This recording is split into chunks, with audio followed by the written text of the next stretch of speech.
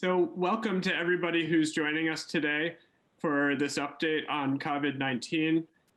We're extremely grateful for you to be here today, and we hope that we can provide some answers to any questions that you may have as this crisis goes on. My name is Drew Bush, and I'm the Director of Programs at the Fairbanks Museum and Planetarium. And in a moment, I'll turn things over to our two educators today. We have Bobby Farlice-Rubio, a museum science educator who's talking to you live from the Fairbanks Museum.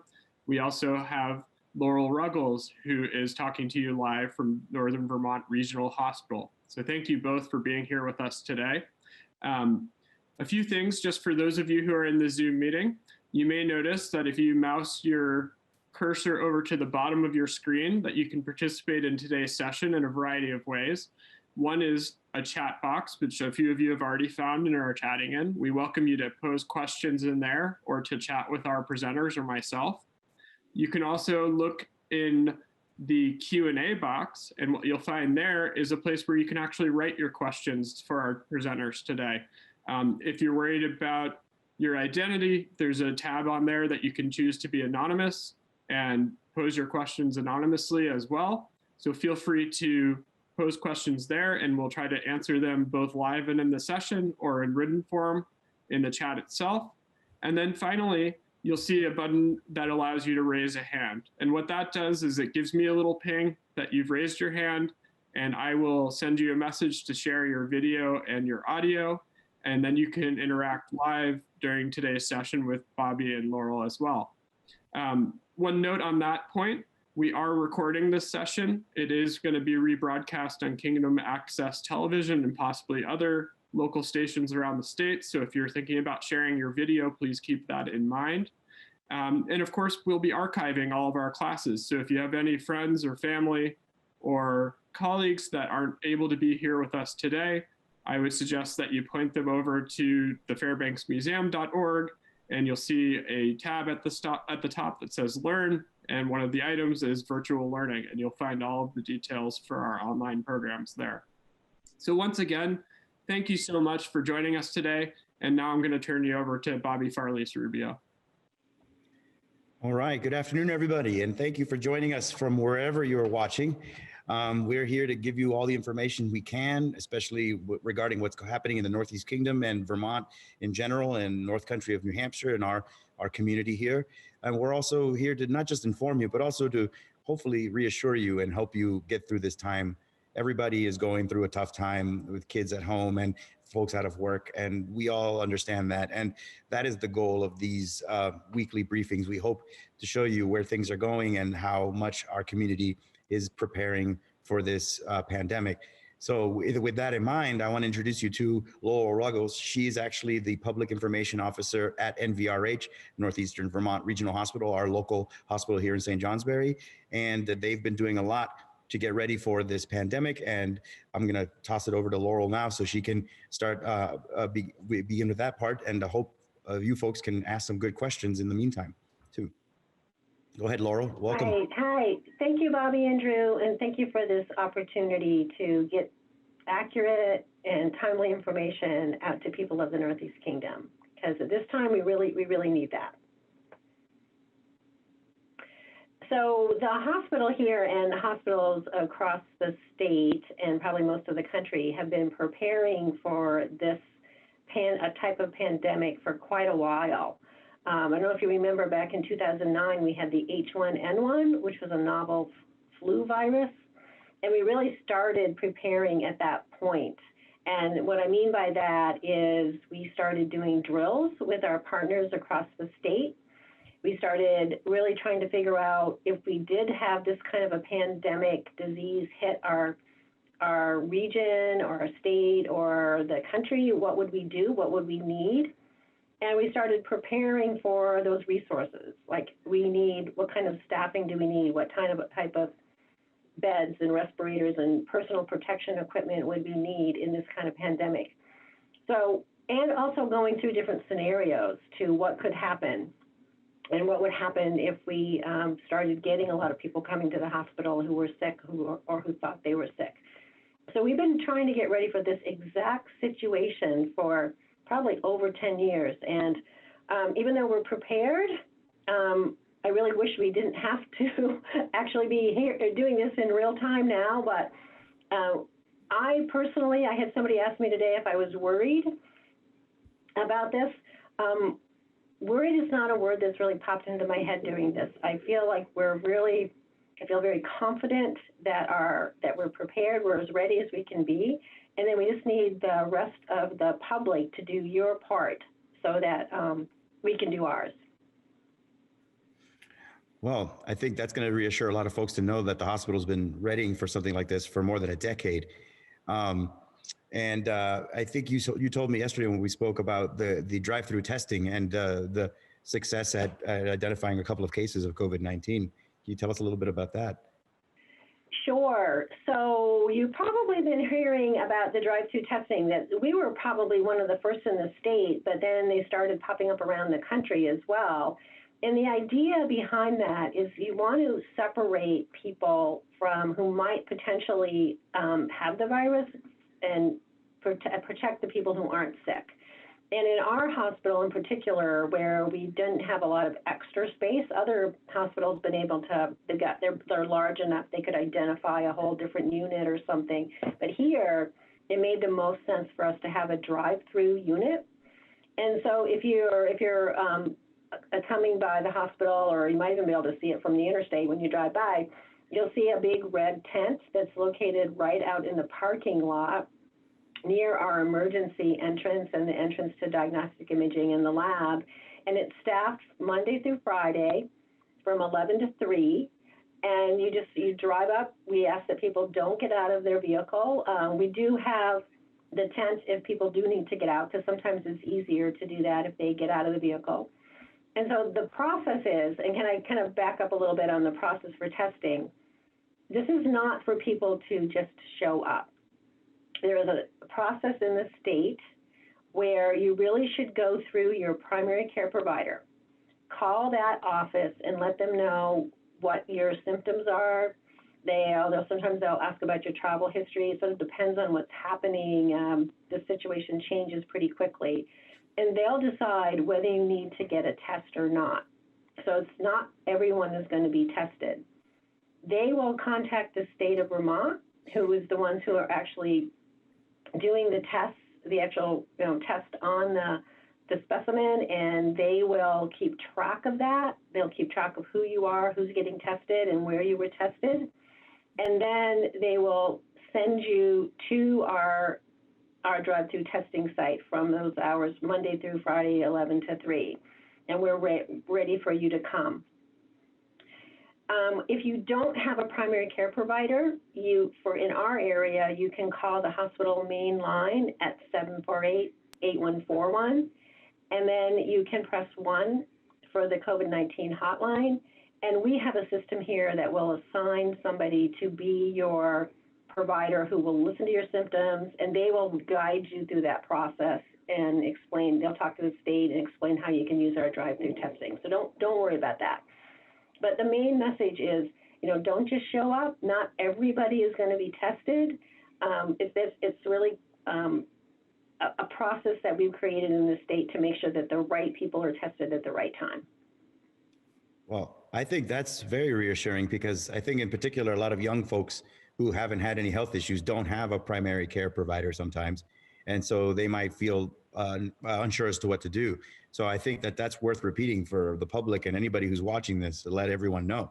Don't just show up at the hospital. Don't put the emergency room under unnecessary pressure. Call your primary care physician first. And then if you don't have one, call the hospital, and they have amazingly set up a system to get you a primary care provider. So I think that is a great process. Everybody fits into that. And I think that'll just give peace of mind, which is what a lot of people are needing right now, that they know that what the right steps are when it comes to finding out if you might have COVID-19 or not. Yeah, and we set that system up really early. I mean, one of the first things we said is, okay, everyone has to call their primary care provider. What if they don't have one? And how is that going to work? And so we've set that up. We know it works. We're getting calls. The doctors who have decided to help man that part of that hotline system are doing a great job. They didn't hesitate to step up. So somebody will walk you through the process, right through from if you decide to get tested, right through until you get the results back. Well, I think that's really great, and thank you for making that clear for everyone. Just to ask Laurel, what a surge capacity or what ability to expand has NVRH looked into? Have they been able to access other buildings or perhaps, or maybe have a plan for expanding into new facilities on an emergency basis? Yes. In the case of the need, hopefully that won't arise. But. Right, and that gets back to the preparation that we've been doing for a lot of years. So we are a 25-bed hospital. We're a critical access hospital, and that means we're 25 beds. So Medicare at the federal level, that's a Medicare designation. And so in these times with the COVID-19 pandemic, they have loosened those guidelines. So we don't have to stick to that strict 25-bed standard. What we've done over the years as part of our preparing is we have, it's literally a medical surge trailer. It's parked out back. It's got our logo on it. It says medical surge trailer, emergency preparedness. And it is stocked with 50 additional cots that could be beds and lots of supplies that go along with that. And it was just for a situation just like this, which again, we hope that we never had to use, but we have it in case we do. So what we're doing right now is we're trying to figure out some different sites that we could possibly set up additional beds. That includes locations in our hospital building that we could repurpose and use for additional beds. We're also working with the state to see if we can get a tent, and this is a pretty substantial tent that's got ability to be heated and lights and that type of thing as well. And then we also own quite a few buildings up here on our campus, up on Hospital Hill. And so we got kind of a stage, plan A, B, C, and D on what would be the best place if we do need to gear up for a surge. And one of the things I want to talk about, so one of the things that we're talking about, so if we have a surge, it could be that we would put people who have tested positive in one area, and it doesn't necessarily mean they would be in the tent. Maybe it'd be other people who need some medical treatment that would be in the tent as opposed to the people who have tested positive for COVID-19. But the whole idea in doing this is you want to separate people who have the virus from other people who are sick with something else or from people who aren't as sick. So again, it's that creating that space when you're treating people. Well, I think that's a very reassuring thing to hear, that on a moment's notice, you can triple your capacity from 25 to 75 beds. And then with all these other plans, like we all keep saying, we hope we never need to get to that level, but it's great to know that that is available and possible. Because I think a lot of folks who've been watching the news are concerned about seeing what's happening in New York City and in what happened in Italy previously. So I think it's nice to know that our community is very well prepared for this, and we could surge a huge capacity if necessary. And let's hope we don't need. Thank you. Yeah, can I add one more thing too? Because Please. The state, the Department of Health, and they're working with the Department of Public Safety and FEMA and also the National Guard. They're formulating right now a statewide medical surge plan as well. I don't have a lot of details on that yet. I don't think they released them yet. It's going to be another one of those phased processes where they're identifying buildings around the state that could be staffed up and geared up if we need to. And again, they're thinking about, it might not necessarily be that's where you house people who have tested positive for COVID-19. It may be where you're housing other people who are sick with something else, or maybe people who are recovering from COVID-19. So, but I think it's so important that the state is doing this. Again, we hope we don't need it, but they're getting ahead of it, and they're coming up with a plan statewide for a medical surge. Right. Well, all of this is going to depend on all of us at home keeping I guess you could say, our covenant with our neighbors and agreeing to practice these social distancing practices that we've all heard so much about. It depends on how we behave as citizens, whether or not we're going to need to surge the hospitals or not. So I think this is where people can feel empowered to have some role in this. We're not just victims of all of this. We actually have the power to change how this plays out. Laurel, if you want to add any more things from the hospital, please feel free to interrupt me. But I thought I had also run down the numbers. We're going to start with the basic facts as of today. In fact, just as we started our live discussion here at 1 p.m., the state updated the numbers, and right now we have 123 positive COVID-19 patients in the state of Vermont, and 8 have died in this state. It's a tragedy, but I'm happy to say that our numbers are low compared to a lot of regions of the country still, and keeping those numbers low is the most important goal so that we don't get this flood into our hospitals. So actually, I'm going to put up that page right now just so folks can find it. I have a lot of web resources that I'm using today in my presentation, and I'm hoping that everyone will take advantage of that to keep themselves up to date with good, reliable sources of information. That's another important thing. Trust what you get from our state health department, trust what you get from NVRH and the CDC and the World Health Organization, but just be very careful about all the other sources of potential misinformation that are out there. I just can't stress that enough because we've already potentially had lives lost because of misinformation during this pandemic. So here's the state website about COVID-19, and there's the numbers from just today. 123 positive results, and that number is, of course, going to increase. But I wanted to jump over to something that was on the New York Times website a couple of days ago. It's a visual guide to help you understand the importance of keeping this social distancing. It's just an article called "You Can Help Break the Chain of Transmission."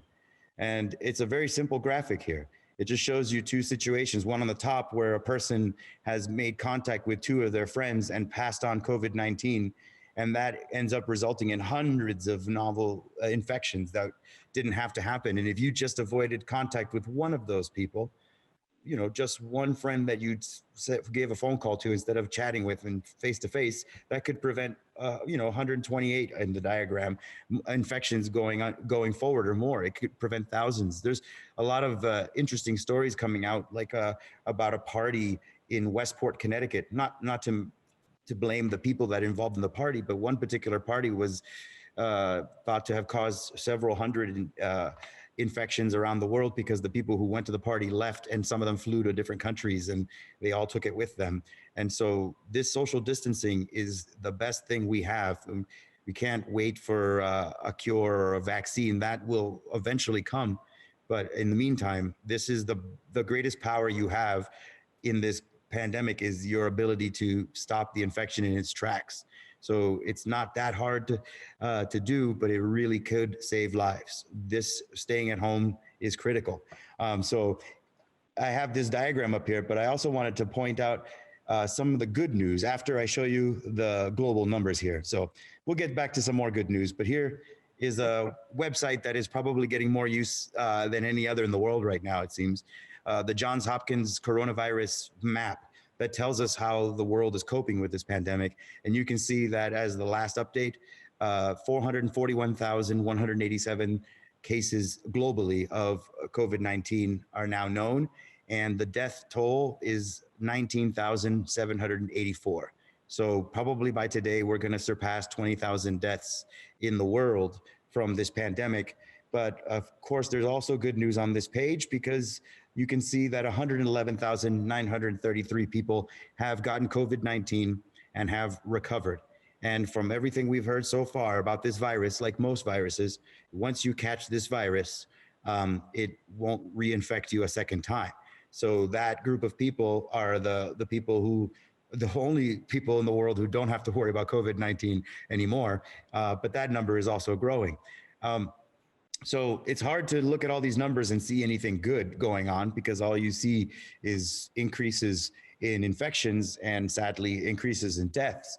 But I do want to show that there is a lot of good news in some of the data going on. And this is another New York Times page, by the way, not to promote the New York Times over all the other great media in the world, but they are allowing people to use their website for free for the COVID-19 coverage.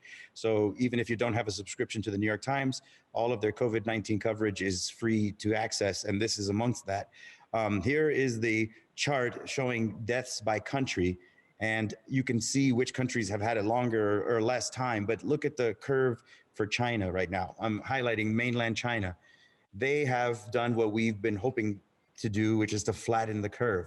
And today I heard the most encouraging news is that in Hubei province, which is the province where Wuhan, the city is, and the province where all of these infections first appeared, they've just taken down the roadblocks, and they're slowly allowing people to return to normal transportation, which means that, you know, they could almost imagine their life returning to normal in Hubei province in China right now. And the first cases there were in December. So if we're looking at the timeline, they went from the beginning of the pandemic to being able to slowly return to normal within a period of 4 months.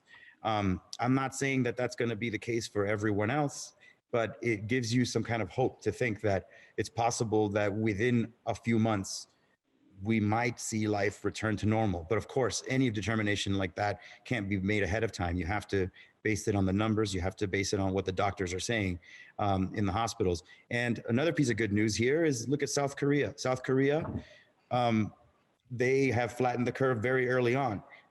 And partly thanks to the fact that they were able to do a lot of testing at the beginning, South Korea has kept the infection rate down to a somewhat reasonable number, given that it's a very urban society, a very densely populated country. That's an impressive thing to do. But, you know, if you compare that to what's going on in the United States, the way that this graph is set up, and, you know, I've been saying this lately, we're in a golden age of scientific data visualizations right now.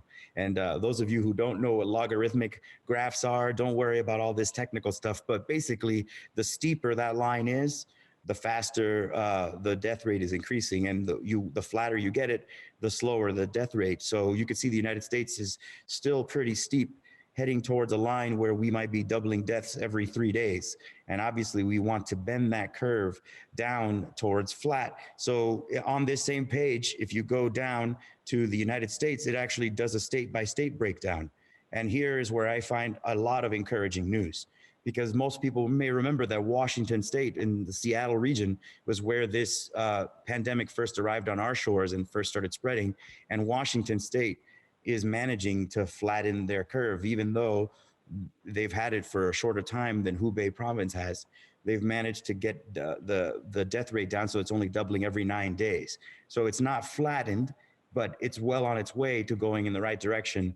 And I wish everywhere in the country was like that, but let Washington State be sort of a beacon of hope that this is something we can manage. Everybody's probably heard about in the news about what's going on in New York. Let's contrast that line. And you can see that they're doubling every 2 days. So that is a situation that I know is getting national attention right now. I know that the Navy has deployed a hospital ship to New York, and lots of, you know, everything is being done to help bring that curve down. But we definitely don't want to see that continuing in New York. And we can say that Washington is sort of a goal for all of the states to achieve. And if you look at the other shorter lines where the pandemic has been having less time to run its course, you see California, Louisiana, New Jersey. It's so early, it's hard to tell where the curve is going to go. But I see a lot of good news in these numbers, despite all of the dark signs in the news. There is hope that we can control this, and it could be a few months as opposed to a year that maybe we could hope for life to return to normal. So I hope the folks listening along can have questions that they'd like to ask.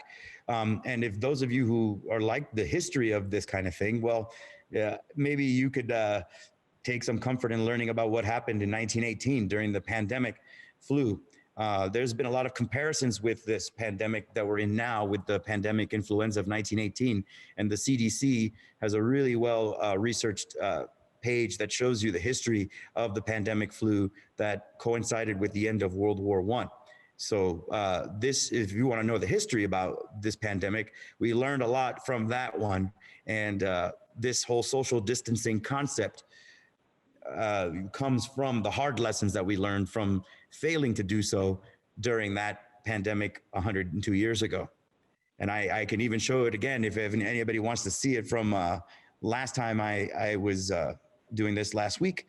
I showed a graph that actually came from the Washington Post. I'm going to switch to that for a second because I want to show you the real data that has influenced what we do with social distancing, something that's not just hypothetical, but actually based on real hard-gained experience. So here we have a graph from the Washington Post about what happened in Seattle. I mean, not Seattle, but St. Louis and Philadelphia.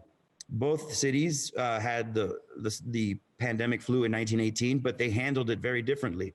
In Philadelphia, they found out that they had their first case on September 17th, but they did not enact social distancing until October 3rd. And during that time, the flu was able to spread really rapidly throughout Philadelphia. In fact, there was a parade that was meant to welcome home troops from World War I that was not canceled. They went ahead and had the parade. And that one event had 100,000 people out in the streets. And that one event probably alone contributed to this big spike that you see, where they ended up having a death rate of 250 deaths for every 100,000 people in the city. And that is partly because so many people got sick, but also because there was not enough doctors, not enough nurses, not enough hospital beds. So a lot of people died who might have been saved had they had the capacity in medical, care, but they didn't. So they overwhelmed the resources, and Philadelphia had an incredibly high death rate during the Spanish flu pandemic of 1918. But if you look at St. Louis, they got their first case in October 5th, and they enacted strong social distancing 2 days later. They did not wait. And that 2-day gap helped them keep that curve down very low. And so if you end up looking at the data, the maximum death rate was about 50 deaths per 100,000 people, 1/5 of the death rate in Philadelphia. So it's the death associated with this disease is not inevitable. We can lower that rate. It all depends on staying home and slowing down the rate of infection. It's not inevitable that we will lose so many lives. We can actually save most of the lives that would be lost in a worst case scenario. So it isn't just a matter of prolonging this thing. It's a matter of reducing its danger. So Bobby, a question for you on that note, which I know a lot of people have been asking and thinking about. Of course, yesterday in his press conference, President Trump was talking about perhaps, getting the economy going again in a matter of weeks as opposed to months. And I'm just wondering if you or Laurel can talk about that from the public health standpoint in light of what you're talking about here with reducing the rate.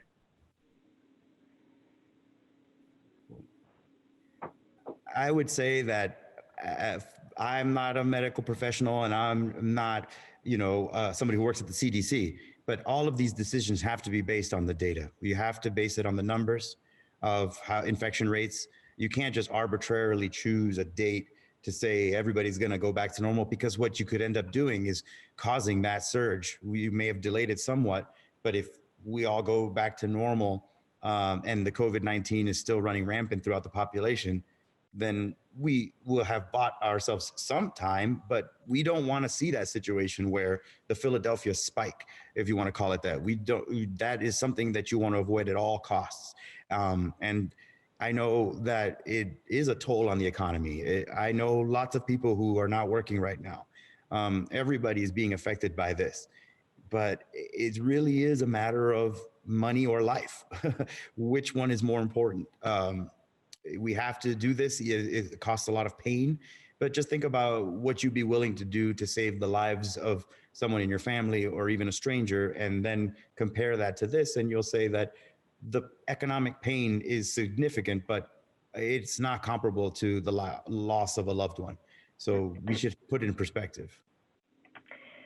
Yeah. So, Bobby, that was such great information. Thank you for sharing that. And I think what you said about this needs to be based on science and data is so true, because this pandemic is really following the course of others that we have seen in the past.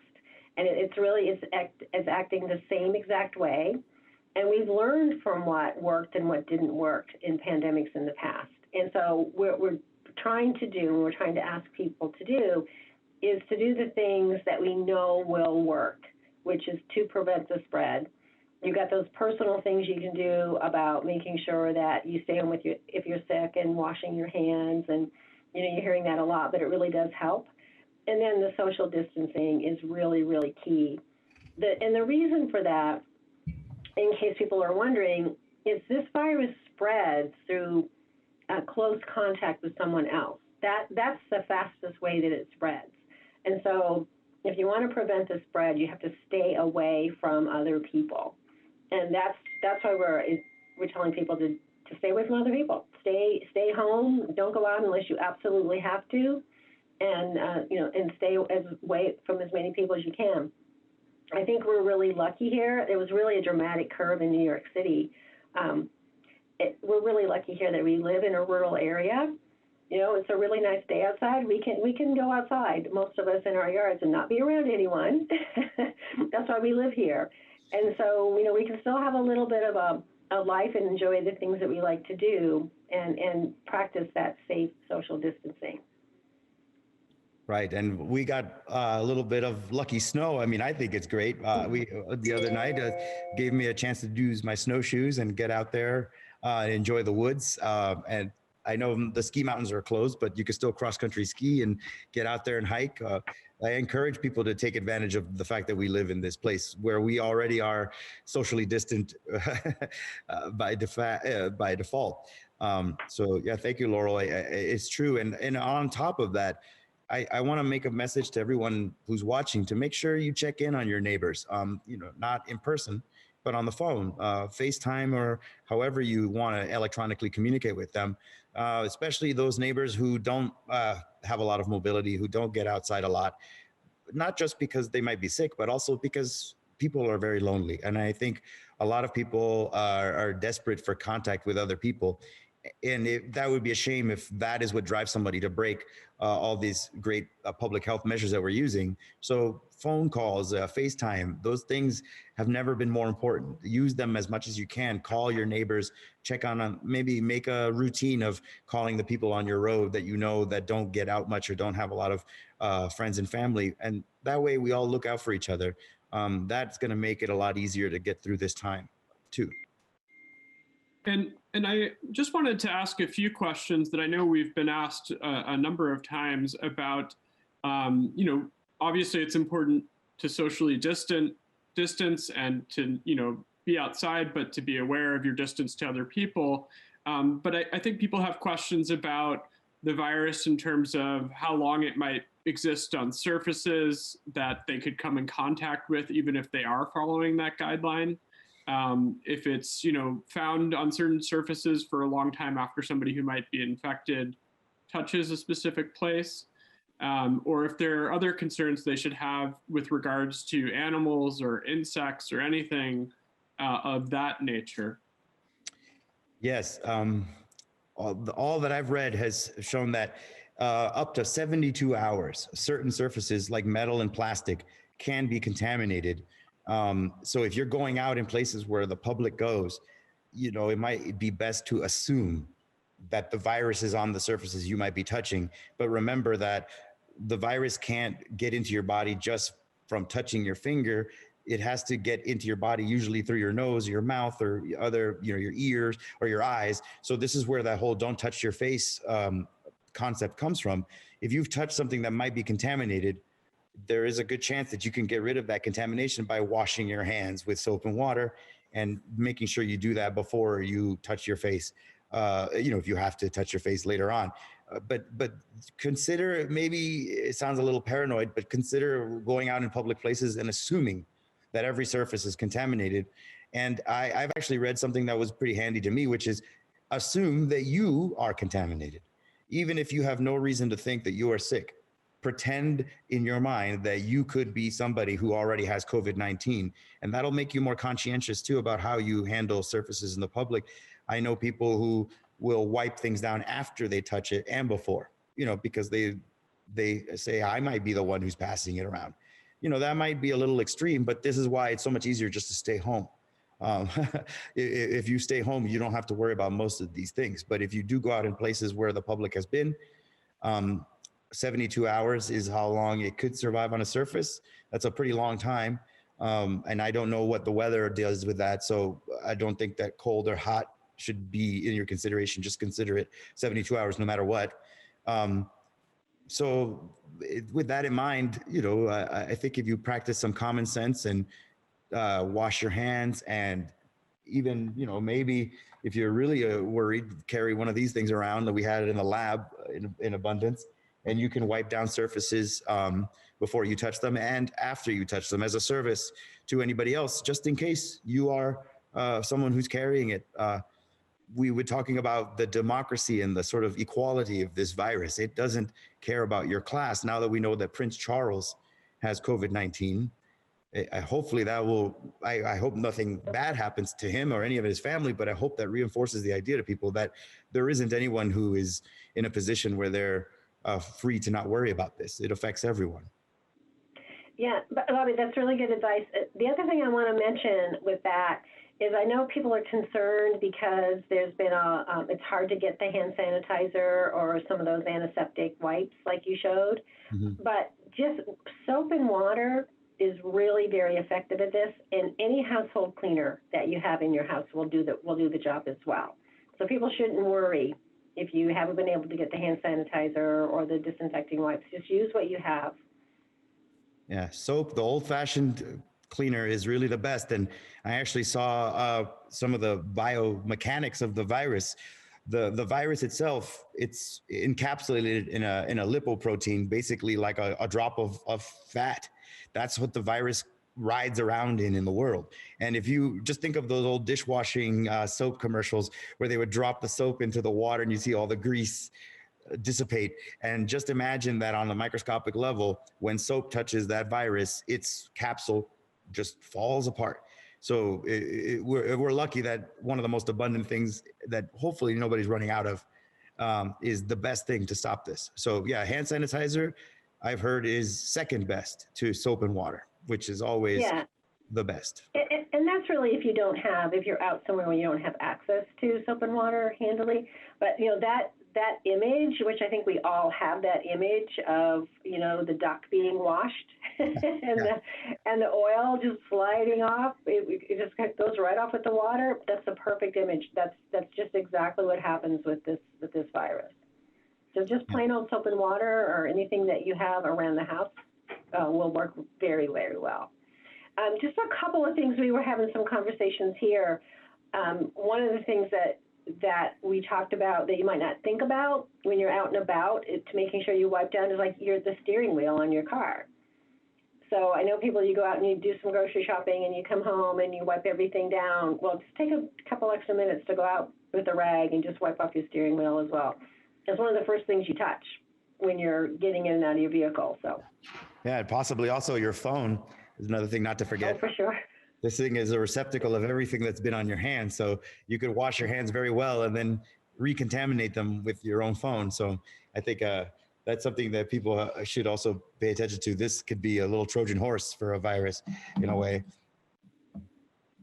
Yeah, and Bobby, a question, pertaining to what you were talking about earlier in terms of protecting your others around you. Can we let folks know a little bit about how long somebody who might be infected might be contagious, and as well as, if they recover from being infected, should we be concerned about them after they're no longer, technically having symptoms from the illness? Okay, well, everything that I say, I should qualify with the fact that I'm not a doctor, and I would hope that anybody would get the final answers from their own medical professional, whoever their primary care provider is. But this is why you've heard the routine of the 2 weeks quarantine. There is an incubation period and let's say you get the virus today. You may not show any symptoms ever, but you might start getting sick within 2 to 3 days. But it might incubate for as long as 2 weeks. But that is why they've been telling people to stay home and self-quarantine for that period of time. That long incubation period is part of the problem with this virus, in that you can be contagious even before you feel any symptoms, or as the small percentage of people who are asymptomatic and don't feel any symptoms at all, you can be going out thinking you're fine and you're spreading the virus for several days. So the 2-week window is generally what I've heard everyone say, but at the same time, I would listen to whatever your primary care provider would tell you. Interesting little side note that I've heard is that even after people have recovered from the virus in a active and virulent form can still live on in their fecal matter, in their poop. So not that most people are likely to encounter that, but it means that there is a small chance that someone who has recovered and is not showing symptoms and has physically recovered from the virus could still have a little bit of the ability to pass it on to people. So I think most people would be cautious with handling human waste anyway, but it's just another thing that you might have to think about. This is particularly with people involved in caring for others. If you were caring for a loved one, you may need to know this, that you have to handle their waste carefully. But just one of the other details, as the discoveries are coming out day by day, it's good to keep informed with all these things, but not to let them make you worry. I think we're getting a lot of great information out of the fact that so many places have already seen the pandemic start to slow down. We're starting to get some summaries of data that are still coming out. I still think it's too early to know everything about this virus. Yeah, and I think a question that's important, in particular for people who are located near to us, or I should say located near to the Fairbanks Museum and to NVRH, is that we have seen, of course, the big news yesterday was that we have seen a few cases of COVID-19 that are in the Northeast Kingdom, so in Caledonia County. And I'm just wondering if you guys can speak to that a little bit and let us know if that, affects anything that we're doing presently, or if we should be, thinking about anything else in relation to the location of those cases. Yeah, so I can talk about that, Drew. So the Northeast Kingdom was one of the last areas in the state to have a positive cases, and we do have a few here between Orleans and Caledonia County. It's still pretty small numbers.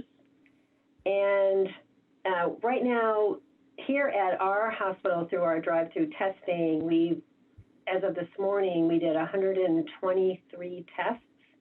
And we had 2 confirmed positive cases, who both of those people are convalescing at home, so they weren't sick enough to be admitted to the hospital. So I'm hoping a few days out that they're doing okay and feeling well.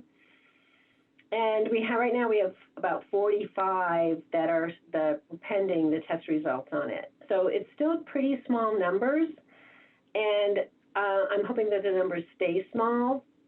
By the time they got here, we were already doing a lot of that social distancing. That was what we were hearing to do here. Again, we're in the most rural part of the state. I think in some ways it's almost easier for us to do it because of that. And so I'm hoping that our numbers stay small. Yeah, and I actually wanted to add that you can keep track of this county data on that Johns Hopkins website. I'm going to put that up for a second, just to show folks that they already have 1 confirmed case in Caledonia County listed here. And if you click on Orleans County, you'll see 2. And of course, those numbers are bound to change by the end of the day. But to reiterate something that you may have heard from the doctors at the CDC, wherever you think you are, the virus is ahead of where you think you are. So for these cases that we know, we have to assume out of caution that there are many more cases that we just don't know about. A lot of folks who haven't gotten tested, a lot of folks who might be sick at home thinking that they just have another cold and not realizing that they have COVID-19. So it is here. We no longer can claim to be free of it, but the numbers are very low. And that's why I feel like we have a good reason to think that we will be able to keep that curve relatively flat in this region. And I really hope as a community, we pull together to make that a reality. And that's where we have the power. We can make that a goal, and we can, as a community, say we are going to keep coronavirus manageable here. And I think, based on the spirit I see in the Northeast Kingdom, people love to help each other and pitch in. It feels weird to pitch in by doing nothing and sitting home, but that's the way that this pandemic, it needs us to do it. And I also wanted to mention something about a really great thing that's happening in a lot of communities. People are creating mutual aid networks and ways of trying to distribute groceries to people who can't leave home. And I certainly think those are great ways to help people, but I want to make sure that everyone who participates in this is following the strictest guidelines of preventing contamination, because the last thing we want is for a good deed like going to buy groceries for a sick neighbor to turn into something that causes the virus to spread. So especially if you're one of those folks going out to get groceries for others, maybe the safest way to operate is to assume that you are already carrying the virus, and to do everything you can to wipe down surfaces and do it in the most hygienic way possible, and keep yourself distant from that neighbor. Don't even see them, but leave the groceries outside and tell them that they're there and walk away. Don't get in touch with them, because we don't want these good deeds to turn into another vector for the virus. And I think we can do that the right way. And I think people will practice good hygiene, and that will be all positive. Because I know there's so many folks organizing on social media right now, trying to organize ways to get groceries distributed and food out there. I know libraries are doing programs where you can request books from the librarian, and they'll put them out on a table. And then you don't have to worry about getting in contact. You can just pick up your books from there. But remember that there is still the chance of transmission by surface. So anything you get from the outside world, it might be smart to wipe it down and wash your hands after you're done handling it, just to be safe. It's so worth it to slow down the rate of transmission. All these steps are pretty easy compared to what has to happen if you end up at the hospital. So let's all hope we don't have to see Laurel at the hospital and we can all stay home instead.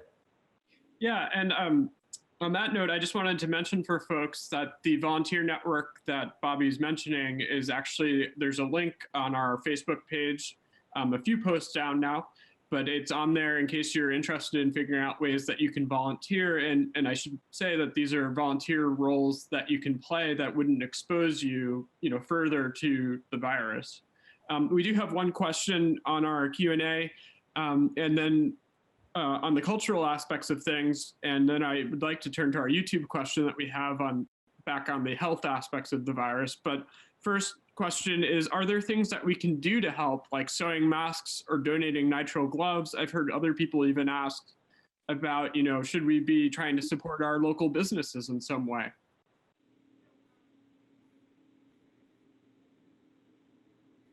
So I can take the comment about the masks and gloves. So we do need that personal protection equipment here.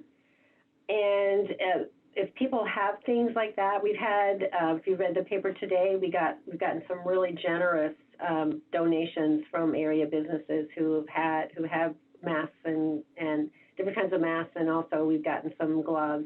And there's an army of people out there that are working on sewing masks and also making gowns as well. I would say just don't drop these things off to us. The best thing to do is to call our main number and hit that dial 1 for that COVID-19 hotline and leave a message and let them know what you're interested in, what you have, and then they'll call you back and arrange a time for you to drop it off in a safe place. And they'll also let you know if it's something that we need. But we really are putting out a call if people have boxes of masks. A lot of times those N95 masks, which are the ones that we use in healthcare quite a bit. People who are contractors, if you've done a painting job, sometimes people have them at home. Those are the kinds of things that we're looking for. You can also find through the hospital Facebook page as well, there's a couple of different groups in the area that are coordinating the sewing of the masks and the gowns. Hope in Lyndonville, HOPE, helping other people every day. And also there's a new Facebook group called Mighty Mask Makers of the NEK. And if you have Facebook, you can check out their pages. And they're helping to coordinate the sewing of those personal protection equipment, because it's not just the hospital that needs it. The nursing homes, clinics, senior living sites, there's a lot of other places that are going to need that, not just the hospitals. Well, that's great, Laurel, because I know that there are lots of crafty people out there in the Northeast Kingdom. So it's great that there's another way that people can help. And as far as supporting local businesses, I wish I had a solution to all of those problems, but I have heard a good idea that is easy to do from home, which is to find your local businesses that you were worried about struggling, restaurants and stores, and see if you can buy a gift certificate for that business. Consider it a sort of like a long-term investment. Maybe you don't cash in the gift certificate ever, or maybe you wait until the economy's humming again and to redeem it. And that way the business can cope with that, because by that point, their income will hopefully be reestablished. But, maybe finding your local business and buying gift certificates from them is a way to help some of those business owners bridge this difficult time. A lot of restaurants and gift shops and stuff do that. So there might be one way that if you can afford it, you can help keep a business afloat. But that's going to take something more than just a few gift certificates. It's going to take a bigger response. And I think we've seen the federal government rising to the challenge, and Congress passing the stimulus package. I'm not going to get into all of the economics and the politics of that, but at least that will definitely help a lot of people right now. Yeah, and I wanted to turn to one last question. This is back on sort of the health implications of the virus. We have just about a bit under 10 minutes left in today's session, so I think this might be the last question we take, and then I'll turn to you, Bobby, and to Laurel for your final wrap-up comments for today's session. The question comes from our YouTube audience, and it's why does it take so long to get test results? And is that a problem for people who may have it in terms of addressing symptoms? Sure. So, yeah, unfortunately, if there's one thing that the United States was really not prepared for, it was the testing. And ideally, if this had been the ideal situation, the more testing we could have done in the fastest, we could have contained it even more. So that was something that we could have done better, and we'll learn from this. In the state, we are ramping up the testing. I just talked to our director of our laboratory services this morning to get the latest on what's happening, direct from her, so she's dealing with this directly. And for the last month or so, the tests have gone through the Department of Health, and they just haven't had the capacity. So in the last week or so, they've opened up other labs around the country. We're using some of the reference labs that we've always used before, like the Mayo Lab, where we've sent various tests to them for quite a long time. There's other private labs that are opening up that we're going to start to use, not just us at MVRH, but across the state that will speed up the testing that we can do. So, yeah, we're trying to do more and more of that. That will make it easier. Bobby talked about, you should, at this point, you have to kind of assume that you might have the virus, and that's how we should all act. It would have been nice to be able to know for sure whether you did or not. But we'll get there. But that has been one of the things that hasn't worked quite so well. But we've been able to, if you do like Bobby said, and just assume that you might have this and act like you do and stay away from people and wash your hands and avoid touching your face, then that's just assume that you have it, even without the test. And that's what we'll have to do in these circumstances. And actually, I think that's really good advice anyway. Right. And as far as the testing goes, there's actually a website called 538 that has a pretty good breakdown as to why South Korea was able to get results within 24 hours and why ours takes 3 to 5 days. And it's not really because we're using a separate kind of test. The technology involved is almost the same. It's just a matter of resources and materials and bottlenecks by the fact that in our country, for a while, all the tests were going to the same lab. And now they're decentralizing the testing regimen. So private labs and university labs and public health boards all around the country can do the test. So our testing rate is finally ramping up to what it should have been. South Korea, one of the reasons why their curve was so low is because they had a dry run, a practice run, you could say, with SARS epidemic in 2003. And they saw the need for rapid testing. So they had stockpiled the materials, and just like NVRH has been preparing for a pandemic for 11 years, Korea made it a national priority to have a testing regimen ready in place for something like this. So we've learned from that. And the only other piece of good news in that is that all of us in a society are now much more prepared for a pandemic. And this COVID-19 is a serious threat, but it's not the only one that may come along in the future. And I feel like all of us are safer in a society that's better at coping with this. I mean, imagine if we had had this knowledge that we have now, and the 1918 pandemic hadn't happened yet, but was about to. It would have been a very different story. It would not have been the millions of lives lost that we saw in 1918. We would have been able to stop that in its tracks too. So look at it this way, you know, what doesn't kill you only makes you stronger. And this pandemic is going to result in a stronger society, hopefully a society that's more supportive of the medical community and ready to listen next time our doctors give us good advice. One more thing on the testing too. So a lot of people, researchers and labs around the country have been working on this very, very quickly, and they're coming up with ways of testing where you get much quicker turnaround on the results as well. And then also something that happened just this week for us here at NVRH, we had a generous donor who's made a donation to us. So we're going to be able to buy an analyzer to be able to do our own testing here. We're not sure how quickly that we're going to be able to do that. It could take a few weeks, but that's something that's going to speed it up for everybody in our regions as well, because we'll be able to we'll have the analyzer, we can do it right here, we can get it much quicker, and that's going to help.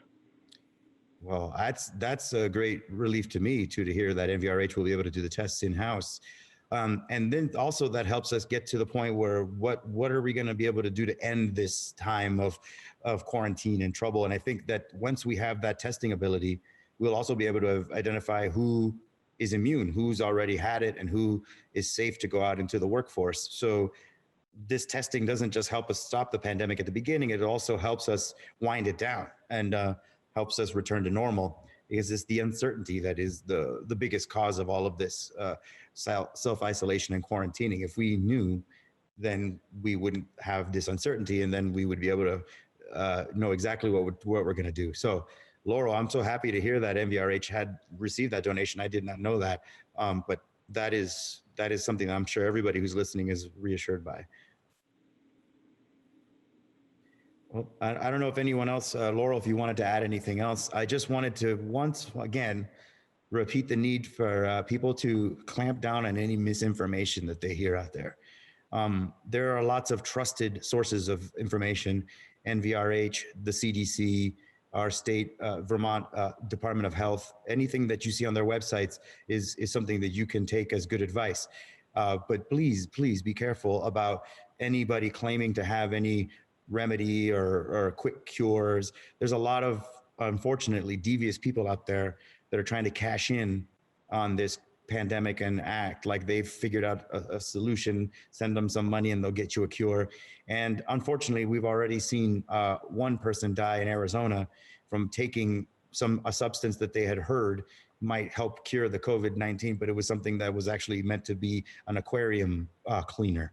But, so they heard that it was safe and they took it, and now they've lost a life that wasn't from COVID-19, but was directly because of misinformation.